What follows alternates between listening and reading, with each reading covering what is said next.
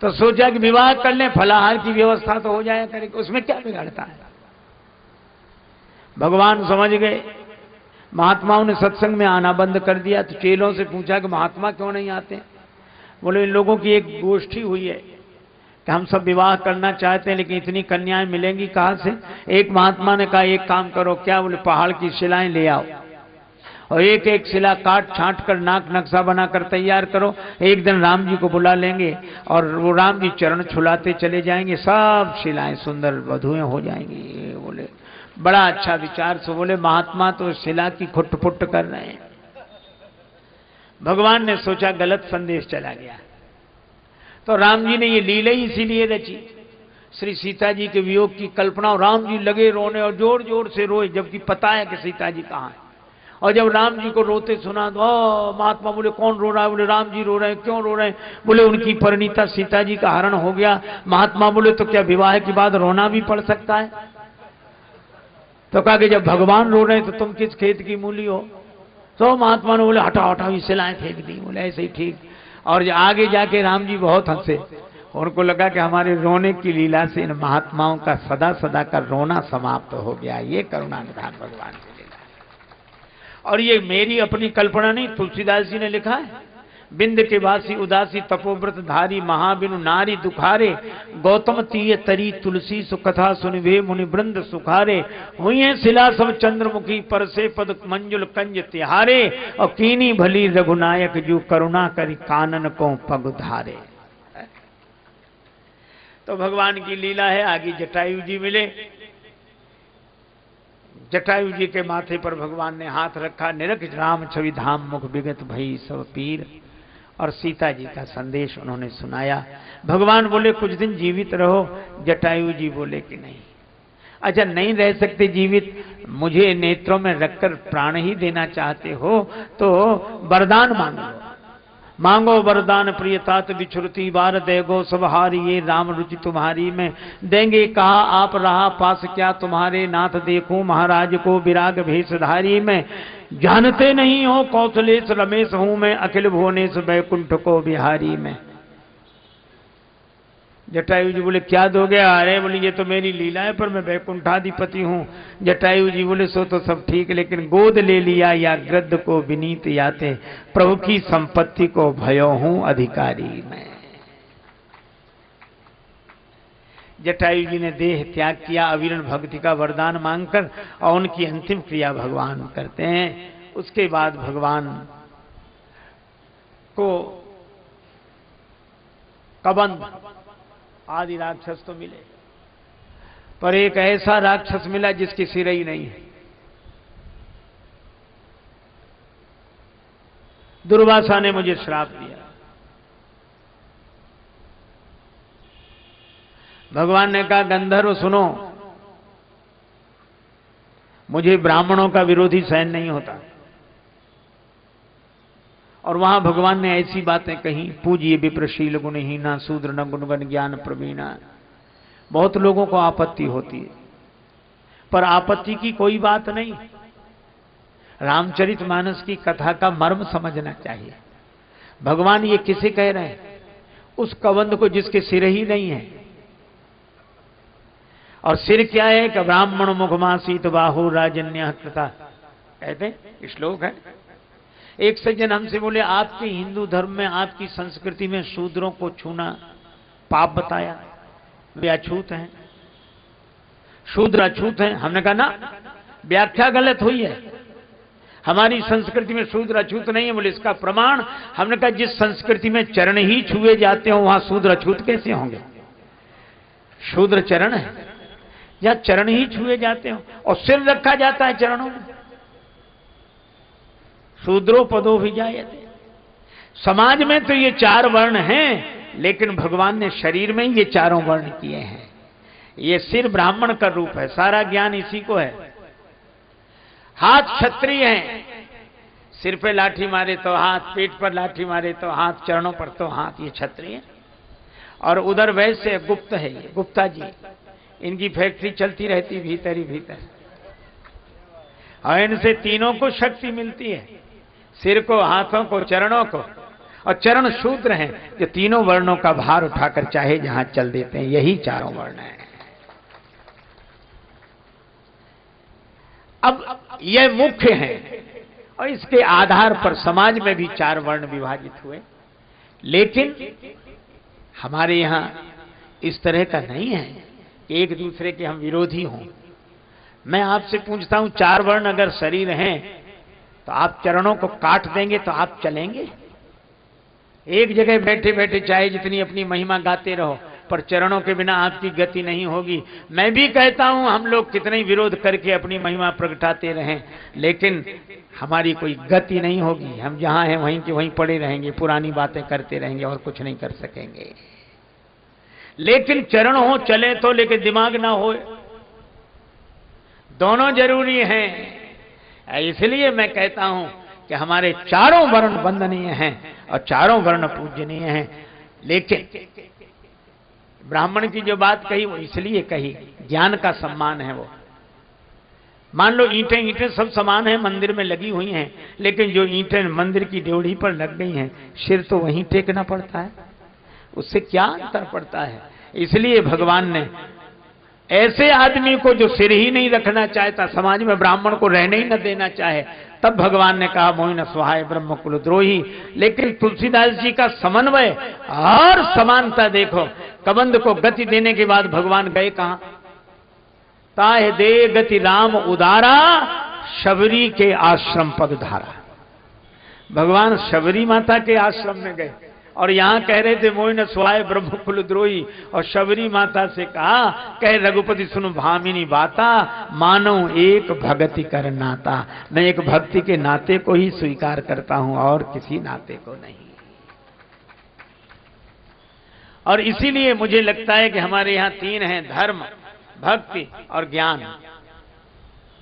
हमारे पुराने महात्मा कहते थे, बाल का आदि अयोध्या का मध्य उत्तर का अंत, जो समझे सो पूरा संत। और मुझे लगता है इन तीनों में रामचरितमानस के तीन महिमामय सूत्र हैं।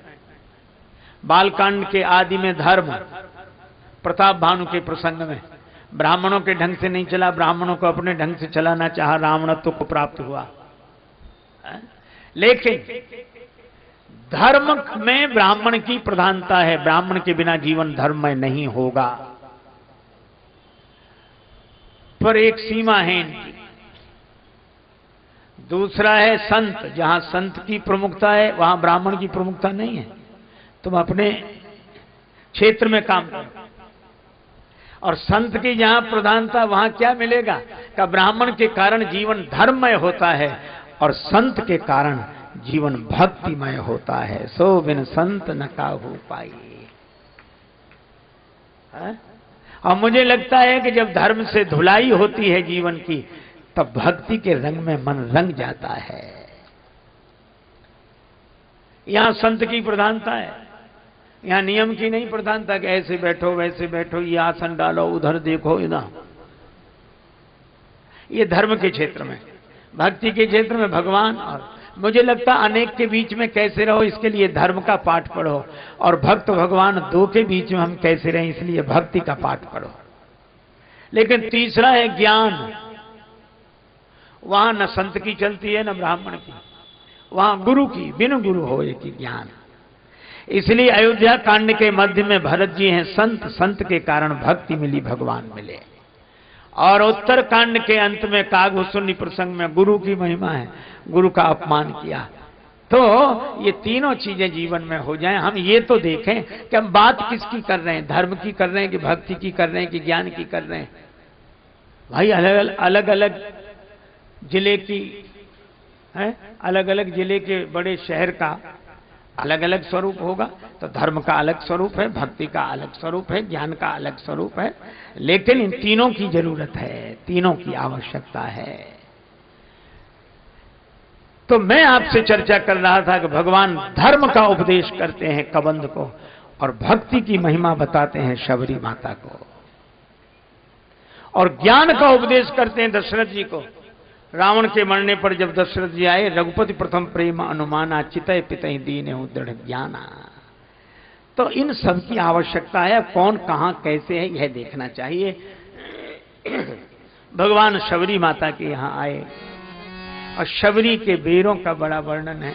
यद्यप मानस में कंदमूल फल सुरस अति, तो भगवान कहते हैं बेर जनी लावो बेर, बेर जनी लावो बेर, बेर जनी लावो बेर, लावो कहें बेर बेर।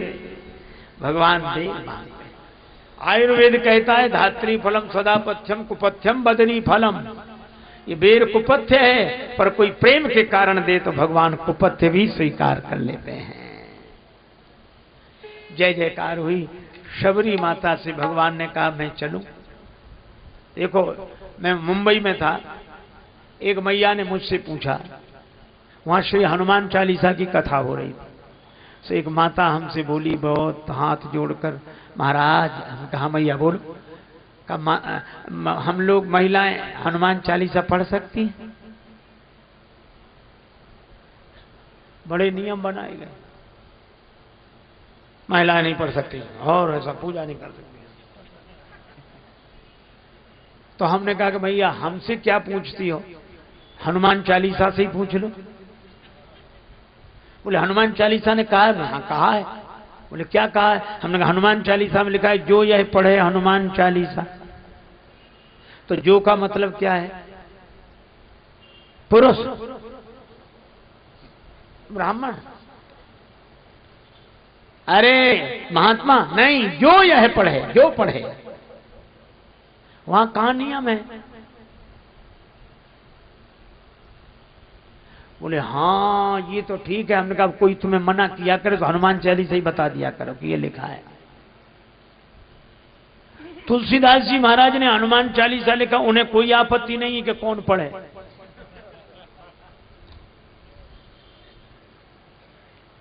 और आपत्ति उन्हें है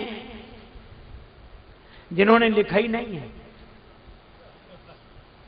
बल्कि जब ये लिखा गया था तो आपत्ति करने वाले ही लोग उस समय भी विरोध कर रहे थे, क्यों लिखा, और लिख गया तो बहुत बढ़िया है, लेकिन अब आपत्ति है। कुछ लोग कहते रामचरितमानस को नहीं महिलाएं नहीं। और वो एक आदमी ने तो किताब लिख दी, मैं उसकी चर्चा नहीं कर रहा हूं, लेकिन केवल एक बात कह रहा हूं। रामचरितमानस में लिखा क्या है? जे गावई यही चरित सम्हारे, ते यही ताल चतुर रखवारे। जे गावई, तुलसीदास जी को तो आपत्ति नहीं है। जे गा, उन्हें जिन्होंने लिखा उन्हें आपत्ति नहीं, हमें आपत्ति है। हम ठेकेदार बने बीच में। और फिर भगवान शबरी माता से 9 प्रकार की भक्तियों का वर्णन करते हैं, और अंत में क्या कहते हैं कि माता ये 9 भक्तियों में से एक भी किसी के जीवन में हो। और सबसे पहले नाम किसका लिया, पढ़कर देखना। 9वां एकौ जिनके होई नारी, पुरुष सचराचर कोई। भक्ति तो स्वयं माता है, इसलिए माताओं को भी भगवत भक्ति का अधिकार भगवान ने दिया है, तुलसीदास जी ने दिया है। भगवान बोले मां मैं चलूं, शबरी बोली अभी नहीं, आपके पहले मैं चलूं। भगवान को देखते देखते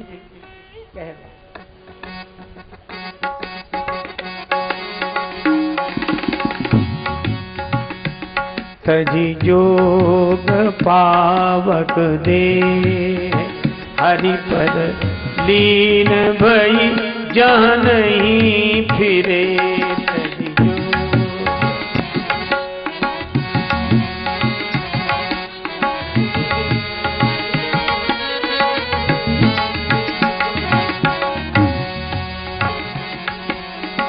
तजी जोग पावक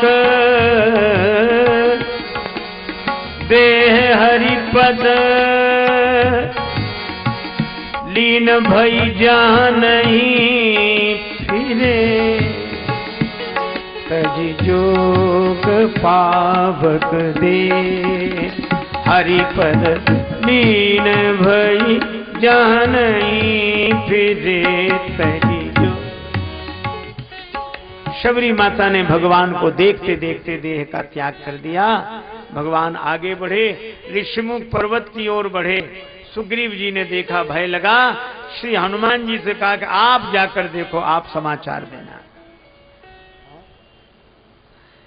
और यही मुझे लगता है कि भगवान को देखना हो तो सदगुरु की दृष्टि से देखना चाहिए। हनुमान जी ब्राह्मण रूप धारण करके गए, प्रणाम किया, पूछा कौन है आप जो क्षत्रिय रूप में विचरण कर रहे हैं? राम जी बहुत हंसे, मन ही मन। हनुमान जी भेष तो बड़ा अच्छा बनाया, हर कोई कह देगा कि बिल्कुल ब्राह्मण देवता, पंडित जी हो, ब्राह्मण हो, लेकिन इतनी बड़ी गलती कर दी कि साधारण आदमी भी कह देगा कि ब्राह्मण नहीं। क्यों? मुझे क्षत्रिय कह रहे हो सिर झुकाकर, वो ब्राह्मण कैसा जिसका सिर क्षत्रिय के आगे झुक जाए? ब्राह्मण कैसा जिसका सिर क्षत्रिय के आगे झुक जाए? बड़ा हनुमान जी भी मन ही मन खुश हुए, बोले प्रभु आपको क्या लगता है? राम जी बोले बने बनाए ब्राह्मण हो, असली नहीं हो, असली नहीं हो, फसली हो। क्षत्रिय को देखकर सिर झुक गया, कैसे? काहे कि ब्राह्मण।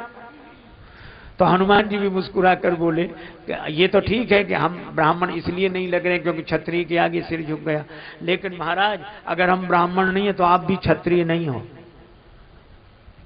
बोले तुमने कैसे जाना कि हम क्षत्रिय नहीं है? हनुमान जी बोले वो क्षत्रिय कैसा जिसका सिर ब्राह्मण के आगे ना झुके, तो आपका भी तो नहीं झुका।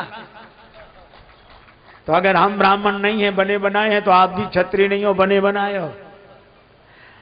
हम आपके भक्त का काम बनाने के लिए ब्राह्मण बनकर आए और आप धरती का भार उतारने के लिए क्षत्रिय बनकर आए। भगवान ने अपने को छिपाया, हनुमान जी ने पहचान लिया। उस जमाने की बात है जब संत भी छिपाते थे, भगवंत भी छिपाते थे। हनुमान जी भी अपने को छिपाए हैं, भगवान भी अपने को छिपाए हैं। हनुमान जी ये स्वीकार नहीं कर रहे कि हम संत नहीं, हम नहीं, और भगवान भी छिपाए हैं। आनंद ही और था, तब अब जमाना बदल गया है, कोई बात नहीं, बदलता रहता है। पहले छिपाते थे, आजकल छपाते हैं, बस ज्यादा अंतर नहीं, थोड़ा मात्रा इधर की उधर हो गई। एक महात्मा से किसी ने कहा कि महाराज आप अपनी जीवनी बताओ, जीवनी लिखा। तो महात्मा बोले अभी से क्या लिखते हो जीवनी? याद किए रहो, फिर बोले जब डोली उठ जाए तब लिखना, जब चले जाएं तब लिखना, अभी तो नाव समुद्र में का जाने का होए। एक महात्मा जाते थे वृद्धा के यहां भिक्षा के लिए, जाकर बैठे, तब तक किसी की अंतिम यात्रा निकली। वो बुढ़िया बोली महाराज जरा बैठना, मैं देख आऊं ये मरने वाला स्वर्ग या कि नरक। महात्मा को बड़ा आश्चर्य हुआ कि ये तो हम नहीं जानते, ये कैसे जान जाएगा? बोले भाई 1 मिनट पता लग जाएगा, अभी आता। या गई, महाराज स्वर्ग गया। महात्मा बोले तूने कैसे जाना? अरे बोले महाराज इसमें कोई बड़ी भारी बात थोड़ी, जिसके पीछे हजारों लोग रोते जा रहे हैं, बड़ा अच्छा आदमी था, चला गया, समझ लो वह स्वर्ग गया है, अच्छा काम किया इसलिए। और जिसके पीछे कई लोग जबरदस्ती भला मरा, सबको परेशान, अच्छा बढ़िया, तो यहां परेशान कर दो, नरक ही गया, ऐसा कहां स्वर्ग जाए। महात्मा बड़े प्रसन्न हुए और वही महात्मा दूसरे के यहां गए, सो बुढ़िया से भिक्षा मांगी। बुढ़िया क्या बोली? बाबा हमारे एक प्रश्न का उत्तर दे दो। क्या? बोले तुम्हारी दाढ़ी मूंछ अच्छी है कि हमारे कुत्ता की पूंछ? बाबा थे माधवदास जी महाराज वृंदावन। सो बाबा हंसते, अरे भैया फिर कभी कभी उत्तर नहीं दिया। तुम्हारी दाढ़ी मूंछ अच्छी कि मेरे कुत्ता की पूंछ अच्छी? कोई उत्तर नहीं। एक दिन पता लगा कि बाबा ने शरीर छोड़ दिया। सो बुढ़िया दरवाजे पे आके खड़ी हो गई, विमान जा रहा है, उतारो। हमें उत्तर नहीं दिया, उत्तर दिए बिना कैसे जा रहे, देना पड़ेगा। अरे कहा कि बाबा गए, बोल नहीं उतारो, उतार दिया। सो चरण पकड़ लिए, हिलाने लगी, बाबा उत्तर दो। अब चरण ही पकड़ लिए तो बाबा के शरीर में प्राण आ गया। बाबा उठकर बैठ गए, बोले मेरा तो एक ही सवाल है कि जाते जाते ये बताओ मेरे कुत्ता की पूंछ अच्छी कि तुम्हारी दाढ़ी मूंछ अच्छी? सो बाबा अपनी दाढ़ी मूंछ पे हाथ फेर के बोले कि तेरे कुत्ता की पूंछ से तो 100 गुनी मेरी दाढ़ी मूंछ अच्छी है। तो बुढ़िया बोली बाबा ये तो मैं भी जानती थी, पर आपने उत्तर दिया क्यों नहीं? जिंदगी भर उत्तर नहीं दिया।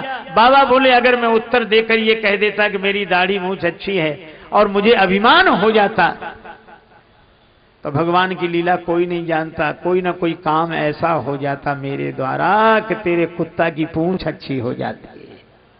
लेकिन अब ज्यों की त्यों धर दी नी चदरिया, तो अब मैं कह रहा हूं कि मेरी दाढ़ी पूंछ अच्छी है। और इसीलिए छिपा कर रखते थे। छोटा सा पौधा, उसके पास आसपास घेरा लगाना पड़ता है, नहीं तो बकरियां चर जाएंगी। हाँ, वो विशाल वृक्ष बन जाए तो हाथी बंधे रहते हैं।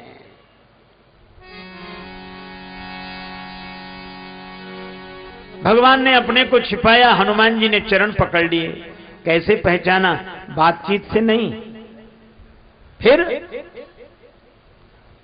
आपको देखा तो लगा कहीं देखा है, कहां? हृदय में। तो सिर झुकाकर हृदय में बैठे राम जी को देखता था, कभी सिर उठाकर सामने खड़े राम जी को देखता था। प्रणाम का तो बहाना था, फोटो मिला रहा था। जब फोटो मिल गया तो चरणों में गिर गया। जो भीतर वही बाहर, जो बाहर वही भीतर। भगवान ने कहा कि हे ब्राह्मण देवता, अपनी कथा सुनाओ। हनुमान जी बोले, हमारी क्या कथा होगी, हमारी तो व्यथा है। कथा भगवान की हो सकती, आपकी होगी। भगवान बोले तो व्यथा सुनाओ। हनुमान जी बोले, व्यथा बची नहीं है। आपके दर्शन के बाद भी अगर व्यथा बची रहे तो आपके दर्शन की महिमा ही क्या है। तो किसी की व्यथा सुनाओ।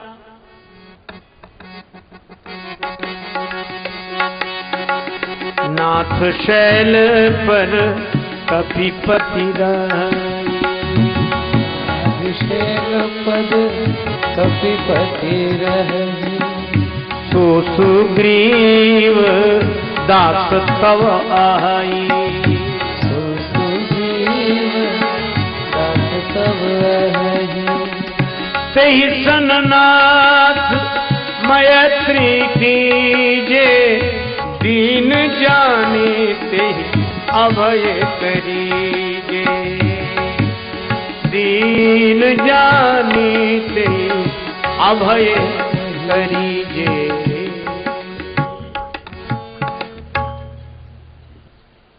आपका दास है महाराज, पहाड़ पे रहने वाला सुग्रीव। भगवान बोले, दास ऐसे होते हैं, पहाड़ पे राजा बना बैठा रहे, किसी को भेजे कि बुला लाओ, हमारे स्वामी जी आ रहे हैं, उसे आना चाहिए। हनुमान जी बोले, वो दो तरह के मरीज होते हैं, एक को थोड़ा बहुत बुखार आया, चले गए वैद्य के पास, इलाज हो गया। और किसी को असाध्य मर्ज हो जाए तो डॉक्टर को खुद आना पड़ता है। सुग्रीव ऐसे वैसे मरीजों में नहीं, आपको ही चलना पड़ेगा। भगवान बोले, तो दास के यहां ऐसे? कहा कि आप रिश्ता बदल लो। क्या करें? बोले, दास को मित्र बना लो। मित्र के यहां निमंत्रण की कोई जरूरत नहीं। तई सन्नाथ मैत्री कीजिए, मित्रता करो। दीन जानते ही अभय करीजिए, है मैत्री।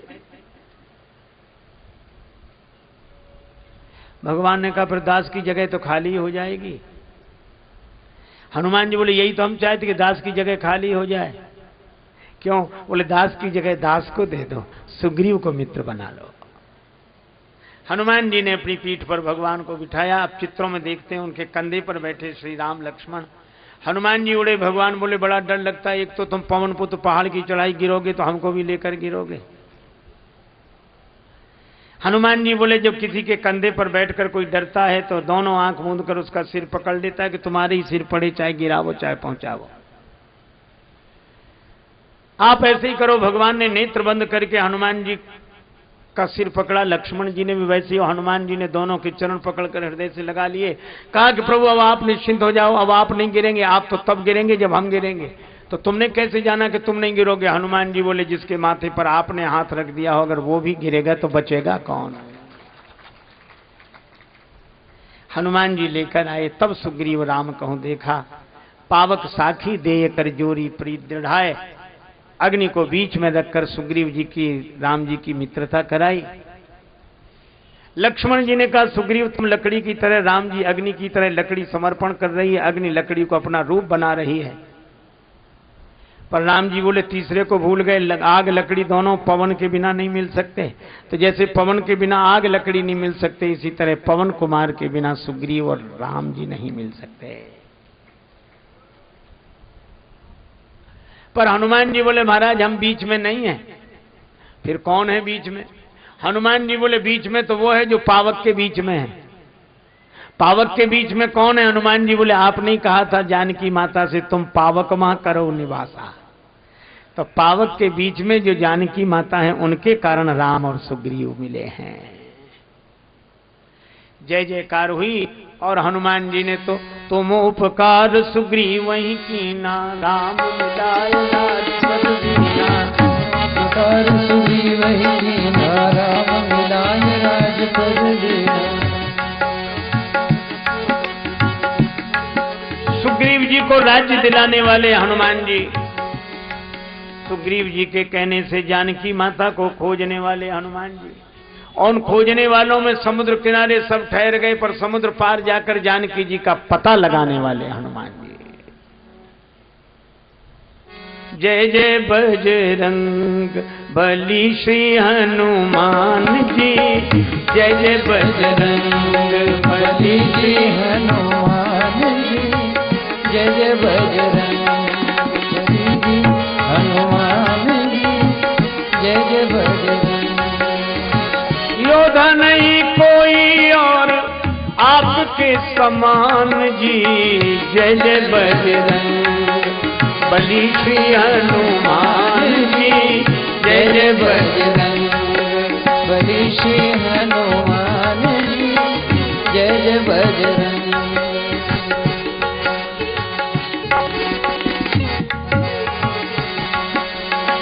जय जय बजरंग बली श्री हनुमान जी।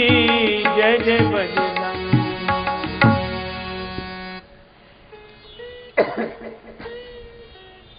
सीता जी का समाचार लाने वाले हनुमान जी, राम जी लक्ष्मण जी को लेकर जाने वाले हनुमान जी। युद्ध हुआ बड़ा भयंकर, पर सारे युद्ध में महिमा हनुमान जी की। बंधता नहीं सागर पाहन से दल बानर भालू कहाँ लगी ढोते। सत योजन सिंधु तरंग तरंगित जान के जान कोई नहीं खोते। रहते रघुवीर अधीर पुनि बनवासी बने सिय वियोग में रोते। गढ़लंक निशंक अजय रहता हनुमान हठी जो सहाय न होते। जय।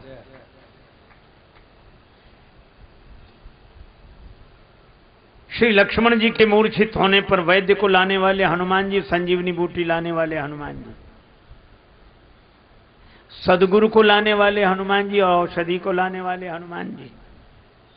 रास्ता भटक गए, जाना था लंका, पहुंच गए अयोध्या। एक सज्जन बोले हनुमान जी भी रास्ता भटक जाते हैं। हमने कहा हनुमान जी रास्ता भी भटकते हैं तो अयोध्या पहुंचते हैं। भरत जी ने बाण चला दिया, हनुमान जी राम राम कहकर गिरे। भरत जी ने बिना फल का बाण चलाया, मानो संकेत था कि बाण हमारे हाथ में, फल भगवान के हाथ में।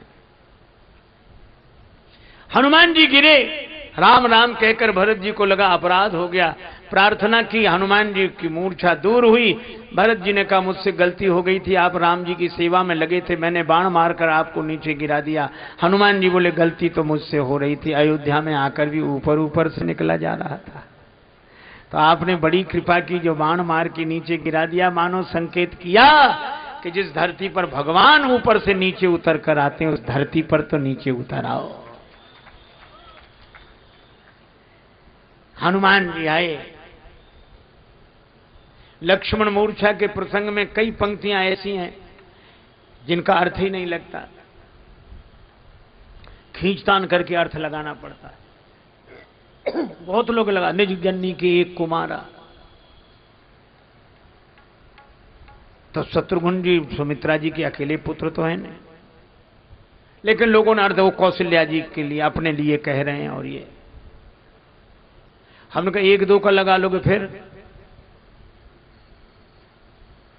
नारी हित प्रिय बंधु गमाई, मिले न जगत सहोदर भ्राता, सहोदर भाई हैं।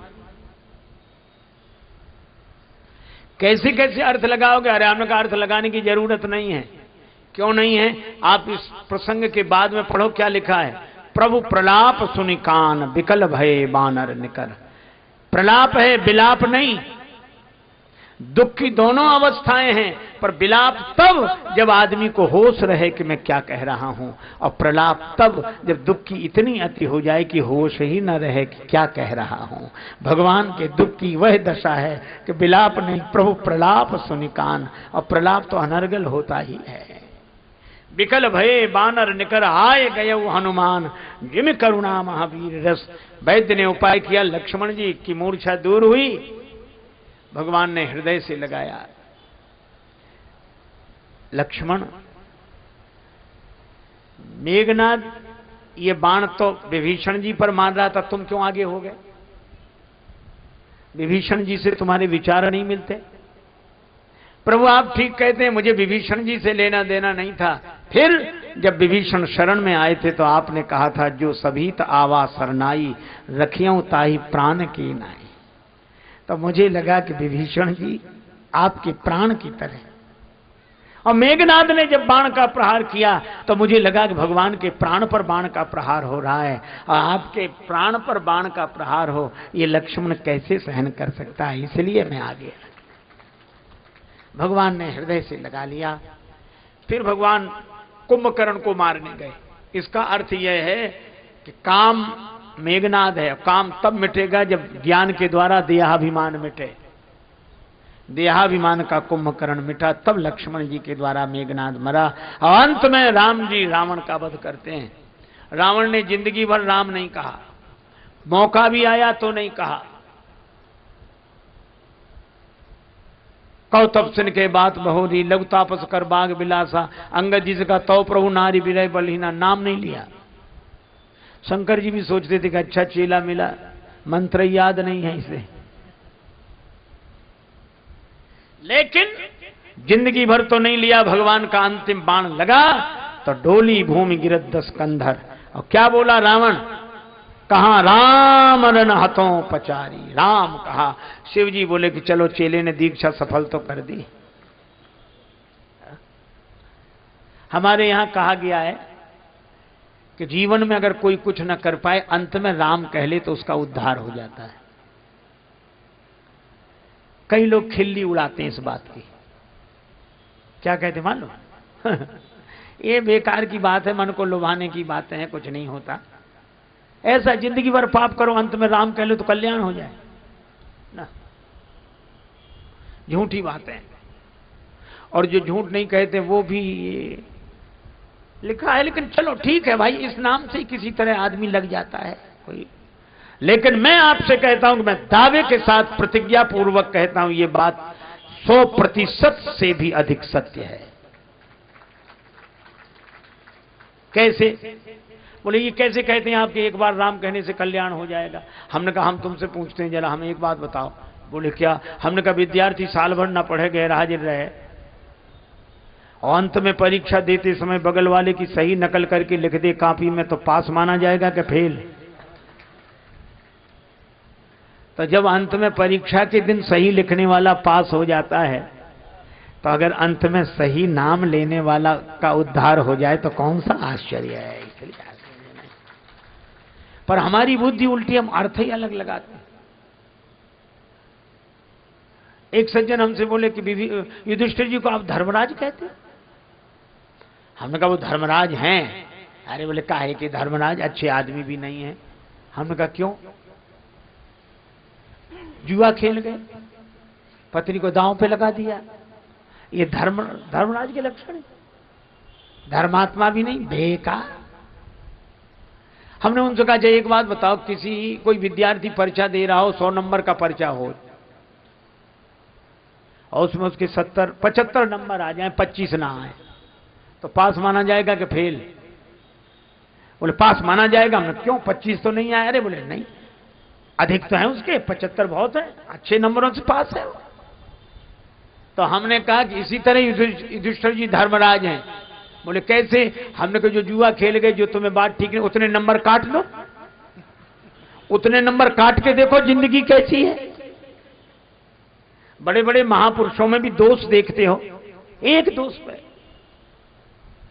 वो विश्वामित्र ऐसे, वो ऐसे, वो उनके द्वारा ऐसे हो गया, वो इनके। अरे वो इन महापुरुषों की कृपा है कि अपनी जीवनी को प्रकट करके लिखा। और आप हल्दी की गांठ पे पंसारी की दुकान खोलते एक जरा सी गलती पे 1 लाख वर्ष की तपस्या भूल जाओगे विश्वामित्र जी के।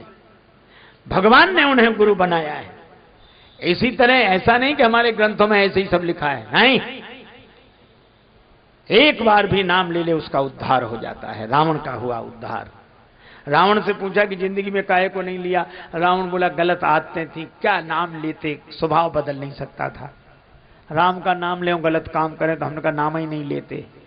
लेकिन अब गलत काम करने की नहीं रही, अब राम कहकर जा रहा हूं पार। रावण का उद्धार हुआ। भगवान श्री जानकी जी को बुलाते हैं। विभीषण जी का राज्य तिलक होता है। मंदोदरी आई, डोली में बैठकर बड़ी बातें सोच रही है, पता नहीं मेरे साथ राम जी क्या व्यवहार करेंगे। लेकिन राम जी ने देखा डोली आ रही, विभीषण जी से कहा कौन का? मंदोदरी। भगवान राम उठकर खड़े हुए। मंदोदरी ने डोली का पर्दा हटाया। राम जी खड़े थे, हाथ जोड़कर प्रणाम किया। मैं माता मंदोदरी को प्रणाम करता हूं।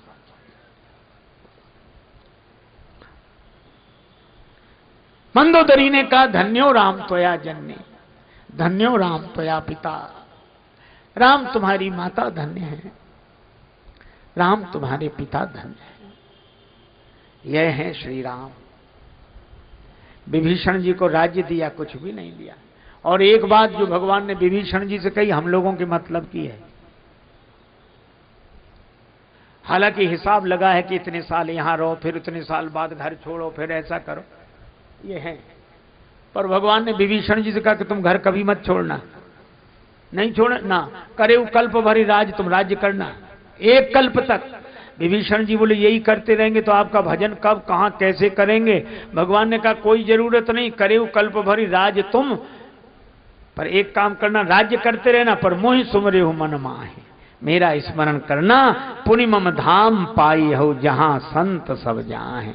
तुम्हें वही गति मिलेगी जो संतों को गति मिलती, मेरा स्मरण करना। भगवान विमान में बैठकर विभीषण जी आदि वानर वीरों को लेकर पधारे। श्री रामेश्वरम में प्रणाम किया। संत महात्माओं के आश्रम में होते हुए विमान गंगा किनारे आया। मुझे पूजा करनी थी, जानकी माता ने कहा विमान उतार दिया गया। भगवान ने हनुमान जी को भेजा। श्री भरत बैठे, अवधि यही है अवधेश बचनों की, और अवधि यही है अवधेश पद पाने की, अवधि यही है प्रभु के अवध आने की, न आए तो अवधि है हमारे प्राण जाने की। उसी समय हनुमान जी ने आकर समाचार दिया, रिपुरन जीत सुजसुर गावत, सीता अनुज सहित प्रभु आवत। हनुमान जी की बात सुनकर भरत जी ने आंख खोली, हनुमान जी को देखा। भैया तुम कौन, इतनी सुंदर संदेश देने वाले? मैं हनुमान। भरत जी ने हृदय से लगाया, और हृदय से लगाकर बोले हनुमान क्या तुम सचमुच हनुमान हो? मैं आपने मिल चुका हूं, आपने पहचाना नहीं? नहीं नहीं, मेरे नेत्र कहते हैं कि तुम हनुमान हो, पर जब तुम्हें हृदय से लगाता हूं तो ऐसा लगता है जैसे राम जी मुझे मिल गए हों। मिले आज मोहे राम प्रीति। तुम्हारे मिलने से राम जी के मिलने का भान होता है। क्यों ना हो जास हृदय आगार बसई राम सरचाप धर। भगवान ने सोचा विमान में बैठकर बाद में चलेंगे, पहले हनुमान में बैठकर चलें, भरत से मिलन हो जाए। अयोध्या में पूरी तैयारी, माता सगुन मना रही है। भरत जी सहित कुछ लोगों ने समाचार दिया। अयोध्या के लोग उमड़कर बाहर आ गए। आकाश की ओर देख रहे हैं। 14 दिन बाद पूर्णिमा का चंद्र आता है। आज 14 वर्ष बाद अयोध्या के चंद्र श्री रामचंद्र पधार रहे हैं। सब लोग ऊपर देख रहे हैं। विमान से भगवान ने देखा, बड़ी भीड़ देखकर श्री सीता जी से कहा कितने वेश बनाएं कि सबसे मिलना हो जाए। जानकी माता बोली आप तो अमित वेश बनाओ। भगवान अमित वेश बनाते हैं और सबसे मिलना हो गया। उसके बाद भगवान उतरे, गुरुदेव के चरणों में प्रणाम किया, ब्राह्मणों के चरणों में प्रणाम किया, माताओं के चरणों में प्रणाम किया। तब तक उन्हें लगा कि उनका चरण किसी ने पकड़ लिया है। किसने? भरत ने। भरत को देखकर राम रो पड़े। राम जी ने कहा उठ भाई, तुल सका न तुझसे राम खड़ा है, तेरा पलड़ा बड़ा भूमि पर आज पड़ा है। मैं बन जाकर हंसा किंतु घर आकर रोया, और खोकर रोते लोग भरत में पाकर रोया। लोग माला पहनाना चाहते थे, नहीं पहना सके। स्वागत में कैसे पुष्पमाल पहिरावे, हम जानहु न पावे को राम को भरत हैं। राम जी मिले, कैकेयी माता के पास गए, ताहि प्रबोधि बहुत सुख दीन्हा। लोग गए गुरु जी के पास कि राम जी को आज ही सिंहासन पर बिठा। बोले आज क्या थके मांदे आए, कल बिठा देंगे। बोले कल नहीं। क्यों? बोले पहले भी यही गड़बड़ी हुई थी, ये रात तो बीच में आनी नहीं चाहिए। ठीक है, तैयारी करो। भाइयों ने कहा प्रभु आपको स्नान करा दे। राम जी बोले मुझे नहीं, पहले मेरे सखाओं को स्नान करा। अरे राम राज्य का यही स्वरूप होना चाहिए। क्यों? बोले सुख सुविधा नीचे सबसे निम्न वर्ग से चले, फिर ऊपर तक जाए। ऐसा न हो कि ऊपर से चले नीचे तक आ ही ना पाए।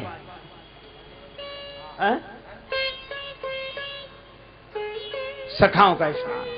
फिर राम जी तीनों भाइयों को स्नान कराते हैं। करी मज्जन प्रभु भूषण साजे, अंग अनंग देख सत लाजे। सत्ता का प्रेमी नहीं, सेवा का प्रेमी होना चाहिए। और गुरुदेव का आज्ञा आदेश पाकर जटाएं बिबराई और स्नान किया। स्वावलंबन श्री सीता जी को सासू माताओं ने स्नान कराया। करी मज्जन प्रभु भूषण साजे, अंग अनंग देख सत लाजे। भगवान सिंहासनासीन हुए। श्री वशिष्ठ जी ने तिलक किया, ब्राह्मणों ने को आदेश दिया, उन्होंने तिलक किया। जय जयकार हुई। लेकिन मैं कहता हूं कि राम जी जैसा चरित्र की एक विशेषता है, एक ऐसी विशेषता है जो किसी में नहीं है, मुझे नहीं दिखाई पड़ी। शायद आपको कोई प्रमाण मिले तो बताना। राम जी के पूर्व भी अनेक महिपाल हुए जिनका कि इतिहास में उल्लेख, राम जी के पूर्व भी अनेक महिपाल हुए जिनका पुराणों में उल्लेखनीय नाम है। पुराणों में अनेक राजाओं का वर्णन है।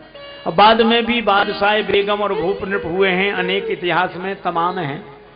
पर एक ही परंपरा रही, राजा रानी रहे महल बीच, राजा दरबार कने, यही रही परंपरा, लगाना विराम है। लेकिन सीता को साथ लेके बैठे राज्य सिंहासन, ऐसे तो राजेश एकमात्र भूप राम है। सीता राम जी सिंहासनासीन हुए। वशिष्ठ जी ने तिलक किया, आरती उतारी। लोगों ने कहा हमने अपनी आंखों के आगे राम जी को राजा के रूप में देखा। राम जी बोले हमारे पीछे देखो कौन? भरत। क्या लिए हैं? छत्र। उस छत्र की छाया में बैठा कौन है? का प्रभु आप। राम जी बोले अगर राम राजा बना है तो भरत की छत्र छाया में, संत की छत्र छाया में ही राम राज्य आता है। भरत जी ने कहा कि मैंने तो छत्र उठाया इसलिए किसकी छाया मुझे मिल जाए। पर लोगों ने भरत जी से कहा कि आपको पीठ पीछे की सेवा क्यों दी? मैं कुटिल हूं, पापी हूं, पर भगवान ने दूर नहीं किया, पीछे तो रखा। और राम जी से कहा क्यों? राम जी बोले जब कोई किसी से हार जाता है तो पीठ दिखा देता है, मैं तो भरत से हार गया हूं इसलिए पीठ दिखा दी। ऐसे ये श्री सीता राम जी की जो पावन कथा, राम राज्य हुआ हम लोगों के बीच में। अब हमारे श्री भैरूलाल जी आपको कुछ सूचनाएं देना चाहते हैं, वो सूचनाएं सुनो। उसके बाद भगवान नाम संकीर्तन के साथ वाणी को विराम दिया जाएगा। और आप सभी के प्रति, ऊपर नीचे बैठे हुए सब के प्रति, संत महापुरुषों के प्रति भगवत भाव से सादर प्रणाम। सिय राम मैं सब जग जानी, करो प्रणाम जोर जुग पाने। और आप एक ही आशीर्वाद मुझे दें, सीता राम चरण रति मोरे, अनुदिन बढ़ाओ अनुग्रह तोरे। अब श्री भैरूलाल जी के द्वारा सूचनाएं। गुरुदेव भगवान की जय, संत भगवान की। महाराज श्री के विनम्र निवेदन पर राम कथा के अवसर पर वृंदावन में जो आश्रम का निर्माण हो रहा है, सबने अपने मन के द्वारा, अपने भावनाओं के द्वारा, अपनी श्रद्धा के द्वारा जो कुछ दिया है मैं आपके सामने पढ़कर सुना रहा हूं। 21,000 रुपए श्री सुभाष चंद्र जी व्यास द्वारा, 21,000 रुपए श्री योगेश चंद्र जी शर्मा सन ऑफ श्री लक्ष्मीनारायण जी शर्मा भोपालगंज द्वारा, 11,000 रुपए द्वारका प्रसाद जी पांडे सुभाष नगर द्वारा, 11,000 रुपए श्री थान सिंह जी भंडारी आर के कॉलोनी द्वारा, 11,000 रुपए श्री किशोर कुमार जी सोमानी बापू नगर द्वारा, 11,000 रुपए जमुना प्रसाद जी रजनीश जी इंदौर व्यास इंदौर द्वारा, और 11,000 रुपये जगदीश चंद्र जी जोशी गंगापुर वाले शास्त्री नगर जो पहले यजमान रह चुके हैं उनके द्वारा 11,000 रुपये पूरन चंद जी लवानिया श्री जेके लवानिया आरसी व्यास कॉलोनी द्वारा 11,000 रुपये साकेत रामायण मंडल भीलवाड़ा श्री नवलजी भारद्वाज द्वारा 11,000 रुपये श्री ओपी सेन साहब आर के कॉलोनी द्वारा 5,250 रुपये श्री सावरमल जी शर्मा बालाजी मंदिर बालाजी मार्केट द्वारा 1,100 रुपये श्री यूएस जी व्यास सुभाष नगर द्वारा 1,100 रुपये रमेश चंद्र जी व्यास रतनगे की खेड़ी संजय कॉलोनी द्वारा 2,100 रुपये श्री शिवलाल जी पाठक आजाद नगर द्वारा। इसी क्रम में 1,100 रुपये राम भक्त कोदू कोटा द्वारा 2,100 रुपये श्री राधेश्याम जी दाधीच आजाद नगर द्वारा 51,000 रुपये कवि श्री योगेंद्र जी शर्मा टेक्सटाइल वर्ल्ड द्वारा। माननीय मैं महाश्री से प्रार्थना करूंगा उन्हें अपने पास बुलाकर आपका आशीर्वाद प्रदान करें और माल्यार्पण करें। हमारे लिए गौरव की बात है। आप आश्चर्यजनक बात देखो, उन्होंने मुझे पूछा कितने रुपए हुए, मैंने कहा जी 1.5 लाख हुए। क्या 2 लाख नहीं हुए? मैंने कहा नहीं हुए अभी तक। जिस समय सुबह बात चल रही थी तो उनके भाव उद्गार हुए, आप 51,000 रुपये मेरे लिख दो, 2 लाख तो पूरे करो। ये उनके भाव हैं, बहुत बड़ी बात है। डॉक्टर सोहनलाल जी की स्मृति में संदीप दीपक पुरोहित द्वारा 1,100 रुपये श्री लक्ष्मीनारायण जी जेतलिया आरसी व्यास द्वारा 2,100 रुपये श्रीमती मधु त्रिपाठी आरसी व्यास द्वारा एक लिफाफा गिरजाकांत जी शर्मा शास्त्रीनगर द्वारा दिया गया, वो गुप्त है। 1,100 रुपये संदीप जी दीपक जी पुरोहित द्वारा 2,100 रुपये श्रीमती कमलाबाई श्री भंवरलाल जी डिके नीमच द्वारा 1,100 रुपये श्री देवकी नंदन जी शर्मा तिलक नगर द्वारा और अंत में 21,000 रुपये 4 बजा नाथ के नाम से भाई साहब ने दिए हैं। वो कहे मेरा नाम गुप्त रखना उनकी महानता है, बहुत बड़ी बात है कि देखकर भी आप अनाम रहना चाहते हैं, बहुत बड़ी महानता है। इसी प्रकार से 1,100 रुपये श्री बिट्टल दत्त जी शर्मा दुर्गेश जी शर्मा देवली वाले द्वारा इस प्रकार की सेवाएं हुई है और कुछ राशि अभी तक चल रही है। मुझे ऐसा लगता है करीब 2,35,000 रुपये तो हो गए और गाड़ी आगे बढ़ने वाली है। धन्यवाद बाबू। आपको शुभ नाम श्री शिवरतन जी महेश्वरी द्वारा 1,100 रुपये भेंट हुए हैं। अभी लोगों की भावना बन रही है, मैं जान रहा हूं कि अभी तो और ये थैले में पैसा आने वाला है। आपका भी साधुवाद। और जिन्होंने इतनी बड़ी सेवा की है महाराज के इस निर्माण में, मैं उनसे भगवान से प्रार्थना करता हूं श्री राम सरकार से कि आपके घर में हमेशा सुख शांति बनी रहे।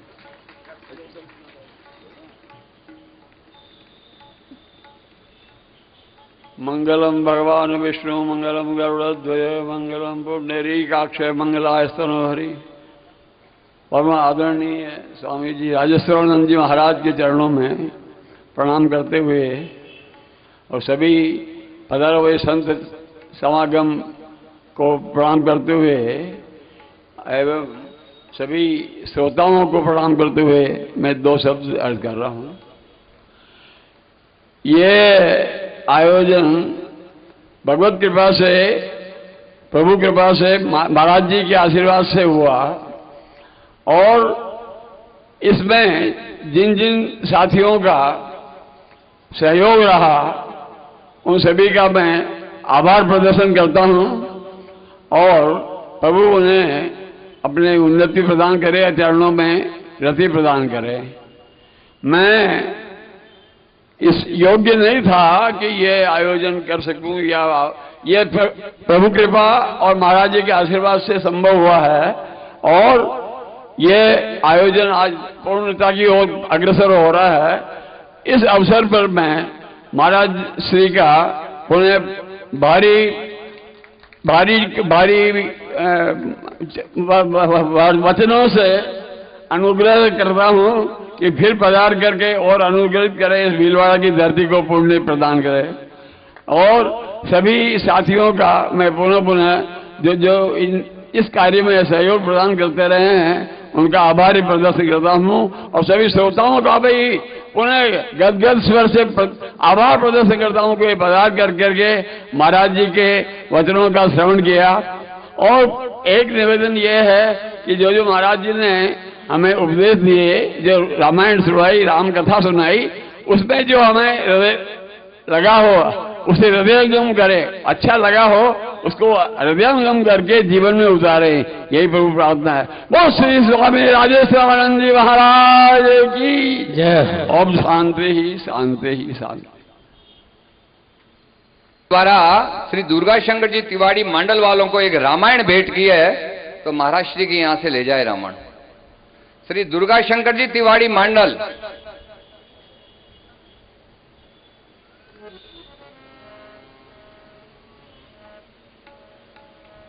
जरा जल्दी पधारें, समय का ध्यान रखें ना।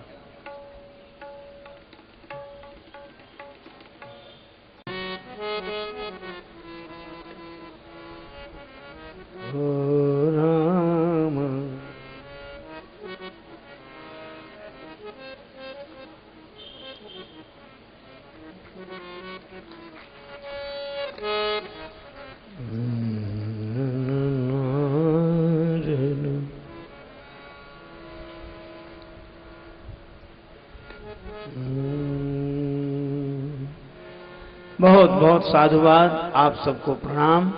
जय जय श्री सीताराम। प्रीति पूर्वक लें भगवान का नाम।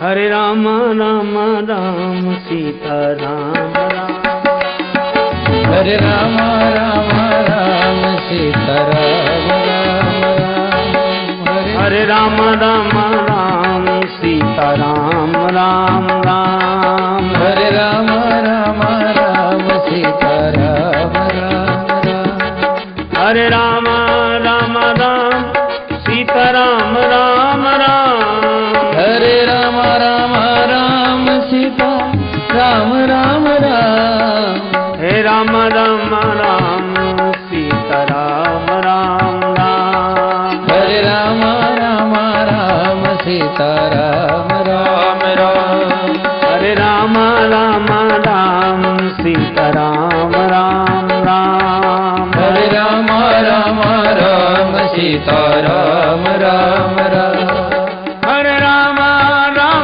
राम सीताराम राम राम, हरे राम राम राम सीताराम राम राम, हरे राम राम राम सीताराम राम राम, हरे राम राम राम सीताराम राम राम, हरे राम राम राम सीताराम राम राम, हरे राम राम राम सीताराम राम राम, सीताराम राम राम, सीताराम राम राम, सीताराम राम राम, राम राम, राम राम, राम राम राम राम। श्री सीताराम जी महाराज की जय हो।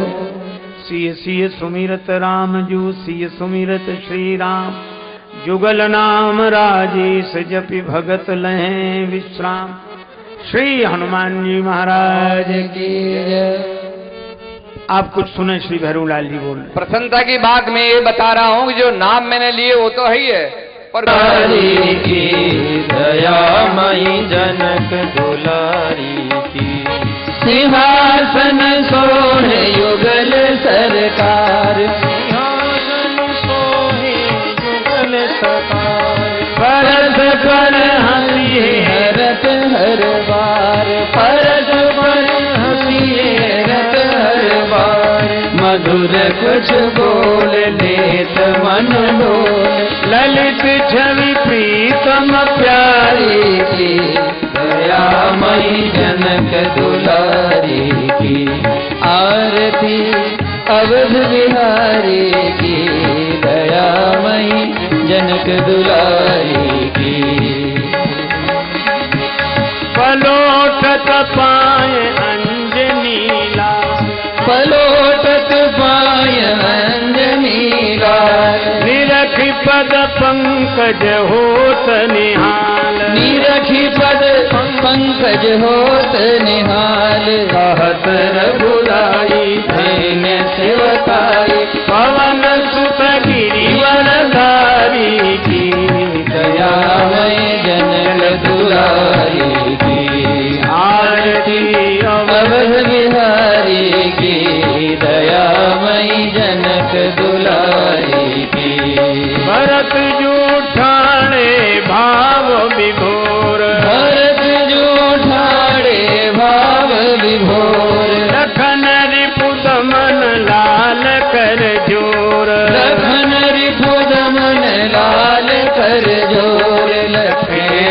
चंद लेत आनंद, धन्य शोभा धनुधारी की, दयामयी जनक दुलारी की। आरती अवध बिहारी की, दयामयी जनक दुलारी की। आरती जो कोई जन गावे, आरती जो कोई जन गावे, प्रभु पद प्रेम अवश्य पावे, प्रभु पद प्रेम अवश्य पावे। शरण राजेश में अवधेश, बोलिए जय भयारी की, दयामयी जनक दुलारी की। आरती अवध बिहारी की, दयामयी जनक दुलारी की। आरती अवध बिहारी की, दयामयी जनक दुलारी की, दयामयी जनक दुलारी की, दयामयी जनक दुलारी की। कपूर